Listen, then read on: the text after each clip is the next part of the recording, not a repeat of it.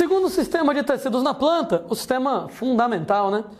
O sistema fundamental, gente, ele é constituído de 3 tecidos. Número 1, parênquima. Parênquima, gente, é o tecido mais abundante na planta.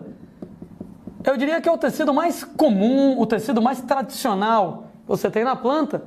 Talvez equivalente ao tecido conjuntivo da gente, né? Assim como o tecido conjuntivo é o tecido de maior distribuição no animal, né? Parênquima é o tecido de maior distribuição em relação lá às plantas. Nós temos, moçada, lá no parênquima, de modo geral, células que são poliédricas, né? Células que apresentam lá lados planos, ângulos vivos, células poliédricas, apresentando vacúolo de suco celular grande, ocupando lá quase todo o citoplasma, e abundância de plasmodesmos. Opa, para quem não lembra do que é um plasmodesmo, plasmodesmo, gente, ele é uma ponte de citoplasma através da parede celular. Comentando lá nas aulas de citologia, que quando você forma a parede celular de uma célula vegetal nova, a parede celular vai ficar esburacada. E aí esses buracos na parede celular, um buraco, e 2, e 3, e vários deles, são chamados exatamente pelo nome de plasmodesmos, né? Esses plasmodesmos permitem a livre passagem de substâncias de uma célula para outra. O resultado é que nas células vegetais é como se o citoplasma fosse coletivo. Uma substância pode, por exemplo, sair daqui, aí vem para cá, aí vem para cá, aí vem para cá, aí vai para lá. Ela pode se deslocar livremente. Chamamos pelo nome de simplasto exatamente um conjunto de células que compartilham de um mesmo citoplasma. Isso é comum nos parênquimas das células vegetais. Várias e várias células que vão acabar compartilhando de um mesmo citoplasma, exatamente devido à presença dessas pontes, né? Devido lá à existência dos plasmodesmos. Quando a gente pessoas falam sobre os parênquimas, existem parênquimas de vários tipos, várias modalidades de parênquima. Lá vamos nós, número 1, nós temos o chamado parênquima clorofiliano, também chamado de parênquima de assimilação, também chamado de parênquima clorênquima. Olha que clorênquima é uma mistura dos nomes parênquima com clorofiliano. E o nome, gente, dá uma bela dica, né? O papel do parênquima clorofiliano, do parênquima de assimilação, do clorênquima, é exatamente fazer fotossíntese, né? Produzir glicose, aí vai. Ele é encontrado principalmente em folhas. Mas assim, né? Qualquer parte da planta que seja verde, clorofilada, vai ter parênquima clorofiliano. Na verdade, ele é o único tecido da planta que vai fazer fotossíntese em larga escala. Você tem pessoas, segundo tipo de parênquima, o parênquima de reserva. Nome autoexplicativo, né, moçada? O parênquima de reserva vai armazenar alguma coisa. E quando a gente fala nesses parênquimas de reserva, nós vamos ter algumas modalidades, né? Lá vamos nós. Parênquima amilífero. Oi, gente, nome autoexplicativo, parênquima amilífero. Ele vai estar armazenando amido. Onde é que nós vamos encontrar parênquima amilífero? Onde quer que eu tenha muito amido. É o caso de frutos. É o caso, moçada, de raízes tuberosas, né? São aquelas raízes modificadas para poder acumular amido, como que acontece, por exemplo, lá em cenoura, em mandioca, em beterraba, em batata inglesa. Aliás, batata doce, perdoe-me, porque batata inglesa é um tipo de caule chamado de tubérculo. Depois a gente explica direitinho porque que batata doce ela é um tipo de raiz, Mas batata inglesa é um tipo lá de caule chamado de tubérculo. De qualquer maneira, tanto as raízes tuberosas quanto os caules tubérculos, eles são exatamente modificados para armazenar amido, então eles apresentam grandes quantidades de parênquima amilífero. Existe, moçada, lá o parênquima aquífero. Parênquima aquífero. Poxa, moçada, nome autoexplicativo. Ele vai estar armazenando água. E que tipo de planta, moçada, vai precisar armazenar água? Ora, moçada, plantas xerófitas. Deixa eu colocar assim. A gente vai ter que plantas xerófitas são plantas, moçada, adaptadas a ambiente seco, como é o caso, por exemplo, lá dos cactos, onde os cactos, moçada, eles vão apresentar, né, caule verde, né, rica em parênquima aquífero para armazenar água. Por isso que na época de seca na caatinga, né, todo mundo vai lá, né, e fica seco, resseca e tal, o cacto se mantém mais ou menos ok, que ele consegue lá armazenar água no parênquima aquífero dele. Existe, moçada, o parênquima aerífero. Ora, todos esses nomes autoexplicativos, né? Parênquima aerífero, aerênquima. Aqui na brincadeira, aerênquima, junção dos nomes, parênquima com aerífero, com aéreo.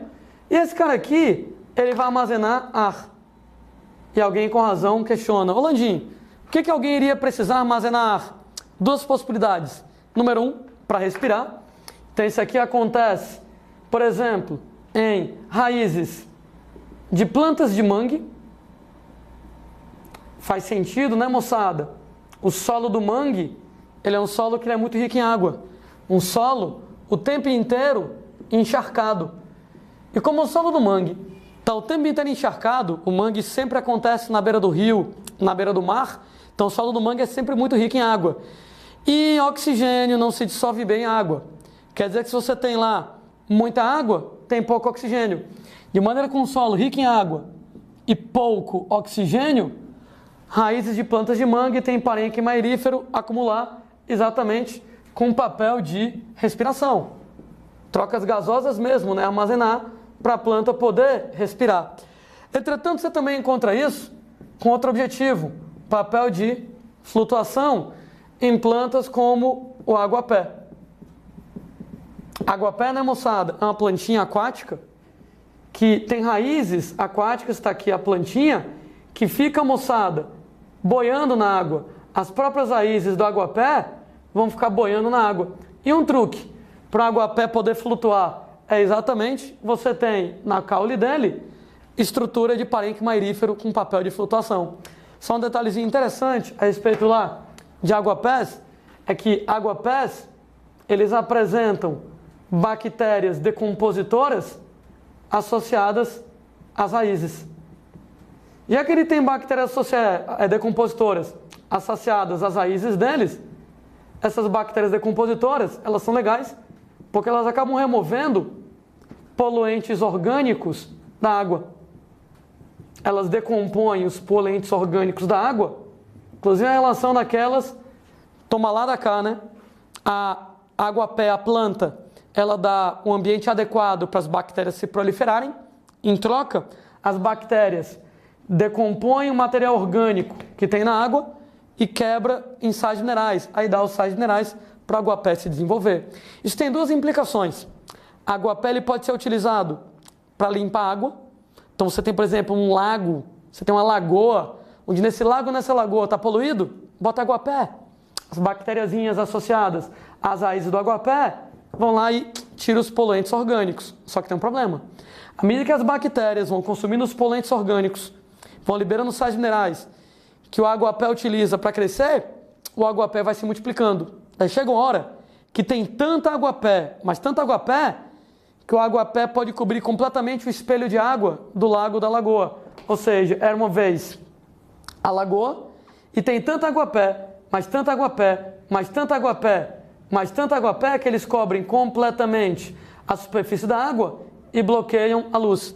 No que bloqueia a luz, quem está aqui embaixo, por exemplo, algas, não conseguem mais fazer fotossíntese e, claro, vai acabar sendo prejudicial. Daí, aguapé é legal? Aguapé é massa. Aguapé é massa. Aguapé despolui a água. Entretanto, água-pé demais é um problema. Então você vai lá e bota o água-pé na lagoa poluída, mas cara, quando tem água-pé demais, tire alguns. Vai lá, tira um bocadão de água-pé, para no que você tirou o água-pé, a luz poder entrar de boas e as algas que estão dentro da água poderem fazer fotossíntese, senão você vai acabar atrapalhando elas, né? Então, quando tem muita poluição na água, você acaba tendo água-pés até demais, além do que deveria. Cara, a gente tem lá, né, o parênquima de reserva, nós vamos ter parênquimas de secreção.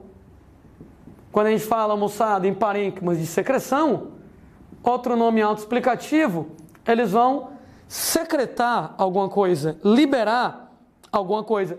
Quando você fala nesses parênquimas de secreção, liberar alguma coisa, beleza, né? Um exemplo que a gente pode colocar para vocês, corresponde lá aos vasos ou tubos resiníferos. Vasos ou tubos resiníferos, eles vão lá e secretam resina. Gente, resina é um material orgânico que ele é interessante porque essa resina ela endurece em contato com ar. No que ela endurece em contato com ar, o objetivo é exatamente cicatrizar ferimentos. Acredito que todo mundo já viu isso aqui, né?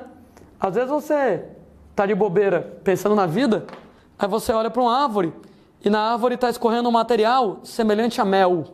Mas quando você encosta lá, é durinho. O que é que aconteceu? Aquela planta se feriu de alguma maneira. No que a planta se feriu, um galho quebrou, alguma coisa do gênero. Cara, pela ferida, pode entrar alguma bactéria, pode entrar um inseto como um cupim para fazer um maior estrago lá na planta, de maneira que algumas plantas têm proteção. Quando ela se fere, começa a escorrer resina. A princípio, a resina é um material, moçada, né, meio líquido, um líquido viscoso, mas ele endurece em contato com ar e ele acaba, então, cicatrizando ferimentos lá na planta. Nas aulas de evolução a gente estava comentando, né, do episódio dos insetos aprisionados em âmbar, que é um dos fósseis mais legais, né? Que em tempos pré-históricos, o inseto pousava na árvore, a resina escorria, prendia o inseto, endurece. Com o passar dos anos, a resina vira um material, um tipo de pedra, chamado de âmbar, e fica o inseto preservado lá dentro. Então acaba sendo bem bacana em termos lá de estudos evolutivos. Essas resinas, às vezes elas são comestíveis, né? Então tem lá um tipo de planta chamada de bordo, do qual você vai lá e tira o xarope de bordo, né? Não é típico do Brasil, mas todo mundo já viu, né? Em filme americano, né? Os caras comendo lá, né? No filme, panqueca com melaço. O melaço aqui da gente, né? Ele é mel de verdade, ou ele é feito de cana-de-açúcar, né? Lá, xarope de bordo. O cara vai lá e corta a árvore do bordo, um tipo de árvore, né? No que ele corta, vai escorrendo a resina, e a galera vai lá, faz o xarope, aquilo ali é doce, né? É maple syrup, nome em inglês. E sabe a bandeira do Canadá? Aquela folhinha desenhada na bandeira do Canadá é uma folha de maple, é uma folha de bordo, né? O xarope syrup de maple, de bordo, né? É tão comum lá que a folha da planta está na bandeira do Canadá aí na parada, né? Bom, claro que no Brasil é o que interessa pra gente mais. E falei então dos vasos ou tubos resiníferos, que tá então a gente falar dos vasos ou tubos laticíferos. Ora, pessoas, vasos ou tubos laticíferos, eles vão secretar um material chamado de látex. Sendo, né, pessoazinhas, que o látex tem o mesmo papel que a gente tem das resinas. Esse látex é um material que é um líquido viscoso. Quando ele entra em contato com ar, ele endurece. E no que ele endurece em contato com o ar, ele vai então cicatrizar ferimentos. Ou seja, o papel do látex para seringueira é o mesmo papel que a resina ela vai ter. Então o látex entrou em contato com o ar, endureceu, né? Vai lá cicatrizar a ferida, evitar a entrada de bactérias, de insetos como o cupim, e aí vai. E claro, látex ele é a matéria-prima para a produção de borracha, mas não é qualquer tipo de látex, né? Particularmente, moçada lá, claro, como todo mundo lembra, o látex da seringueira, exatamente, vai ser a seringueira Hevea brasiliensis. Cara, é uma planta endêmica do Brasil, ela é típica do Brasil, brasiliensis. A princípio, só existia no Brasil matéria-prima, gente, lá, para a produção de borracha. Típica lá da região amazônica, né, gente? Típica lá da região norte. Né, a gente lembra lá das aulas de história, né? Do ciclo da borracha, que a gente teve lá no século XIX, né? Houve uma época que só o Brasil produzia borracha, ele tinha um monopólio mundial da produção de borracha, particularmente de látex, né? Para fabricar borracha. No tempo do Império, era proibido produzir mudas de seringueira. Porque a galera tinha medo de que alguém pegasse a muda de seringueira, plantasse em outro lugar do mundo e o Brasil perdesse lá o monopólio da plantação de seringueira, da produção de látex, e foi exatamente o que aconteceu. Foi um dos exemplos mais clássicos de biopirataria que aconteceram no Brasil, quando, moçada, ingleses foram lá na Amazônia, pegaram mudas de seringueira e levaram lá para a Malásia, plantaram seringueira, e hoje em dia, moçada, aqueles países Malásia e Indonésia são os maiores produtores mundiais de borracha, mais do que o Brasil. Né? Foi lá um fim de um ciclo econômico, o ciclo lá da borracha. Né? Biopirataria, a utilização ilícita, a utilização ilegal dos recursos ecológicos de uma região. Então, na época lá do Império, tinha leis explícitas proibindo a produção de mudas. Os malas foram lá, ilegalmente, por baixo dos panos, levaram mudas para outros cantos, perdemos o monopólio lá mundial de produção de borracha. Né? Cara, em outras plantas, o látex, ele não necessariamente é útil para a produção de borracha. Então, o látex da seringueira, né? Quem é aqui do Nordeste, quem é de interior, talvez conheça plantas como, por exemplo, burra leiteira. Né? Burra leiteira, quando você vai lá e quebra a folhinha, tem um látex lá, branquinho, com substâncias tóxicas, né? Bater no olho de um, irrita seriamente, né? Pode até cegar. Né, a pessoa queima, né, é proteção para a planta, né, para nenhum animal arrancar a folha e comer. Pelo amor de Deus, na caatinga, né, folhas são preciosas, qualquer recurso é precioso. Então, para a burra leiteira não deixar lá ninguém comer a folha, né, ela libera esse látex, mas não com o papel de cicatrizar ferimentos, é tóxico mesmo para quem tentar comer isso aí. A gente tem, né, parênquima de assimilação, que é o de fotossíntese, parênquima de reserva, de armazenamento, parênquima de secreção, e a gente tem o parênquima de preenchimento. Ora, parênquima de preenchimento, ele vai preencher espaços onde você não tem outros tecidos, né? Então, onde não tem outros tecidos, é parênquima de preenchimento, que nem o tecido conjuntivo, né? O tecido conjuntivo trabalha assim. Onde não tem outra coisa, tem tecido conjuntivo. Nesse parênquima de preenchimento, tem de dois tipos, chama cortical, localizado no córtex da planta. Gente, nós usamos esse nome pra caramba nas aulas de fisiologia animal. Córtex é a parte mais externa de um órgão. Esse nome vale para os animais, esse nome também vale para as plantas. Então, córtex é a parte mais externa que você tem, parênquima dessa área se chama de parênquima cortical. E lembra, nos órgãos humanos, a parte mais externa é o córtex. E a parte mais interna, qual é o nome? Medula, né? Então a gente tem um parênquima medular, onde o parênquima medular, ele vai aparecer na parte mais interna da planta, que é chamada exatamente de medula. Tanto parênquima cortical quanto parênquima medular, parênquimas de preenchimento, né? Conectar os outros tecidos, ligar os outros tecidos, preencher espaços entre um tecido e outro, papel lá dos parênquimas de preenchimento.